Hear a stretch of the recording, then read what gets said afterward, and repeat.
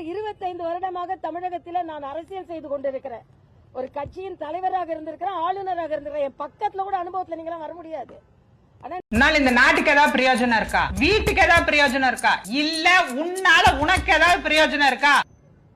3 லட்சம் ஏறக்குறைய மக்களை தவிர மற்ற மக்கள், நான் மறுபடியும் சொல்றேன், ஒரு நல்ல வேட்பாளரை தேர்ந்தெடுக்க தவறிவிட்டீர்கள் என்பது எனது தாழ்மையான கருத்து. யார் நீயா? அது என்னமா கொஞ்சம் கூட வெக்கப்படாம பேசிட்ட? நான் ஸ்டாலின் போன்றவர்கள்ட்ட ஒன்றை வைக்கிறேன். உங்க இணையதள வாசிகளை அடக்கி வைக்கலன்னா எனக்கு கெட்ட கோபம் வரும். மாமா கோவம் வந்துருச்சு. இனி அவர் மேல ஒரு அடி பட்டாலும் எரிமலை வெடிக்குண்டா. தென் சென்னையில் தேர்ந்தெடுக்கப்பட்டாலும் தேர்ந்தெடுக்கப்படவில்லை என்றாலும் நாங்க தான் பாராளுமன்ற உறுப்பினர். பாண்டி பாண்டி அழுத்தமாடிங்க. எல்லா விதத்திலும் அரசியல் இன்னும் தீவிரமாக எடுப்பேன். என் பக்கத்துல கூட இவங்க நிக்க முடியாது. 6 மாசமா பல் விளக்காம இருந்தா அனிமல்ஸ் கூட பக்கத்துல வராது. மக்கள் மனசுல அதுல ஒரு 3 லட்சம் பேர் அந்த சிம்மாசனத்தை எனக்கு கொடுத்தாங்க. மித்த ஒரு 3 லட்சம் பேர் கொடுத்திருந்தாங்கன்னா நாளைக்கு அந்த மக்கள் மனசு என்ற சிம்மாசனம் தான் எனக்கு வேண்டிய சிம்மாசனம்.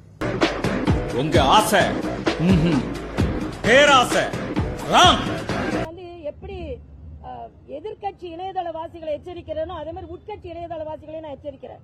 இந்த பார்டர் தாண்டி நீயும் வரக்கூடாது, நானும் வரமாட்டேன். பேச்சு பேச்சாத்தான் இருக்கணும். உள்ளே உள்ள கட்சியின் தலைவர்களை தவறாக எழுதினீர்கள் என்றால் முன்னாள் மாநில தலைவர் என்ற முறையில கடுமையான ஒழுங்கு நடவடிக்கை எடுக்கப்படும். அதையும் நான் இங்க சொல்லிடுறேன். இன்னொரு முறை அவனை அவதூறாக பேசினாய் உன்னை சிறையில் தள்ளி விடுவேன். கிராதகா.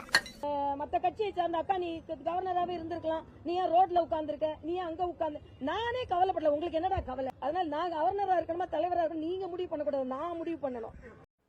லைஃப்ல தோத்து போறது எனக்கு ஒன்றும் புதுசு இல்லை. ஆனா எதுவுமே கிடைக்காதுன்னு தெரிஞ்சும் மறுபடியும் ஆசைப்படுறது தான் என் தப்பு.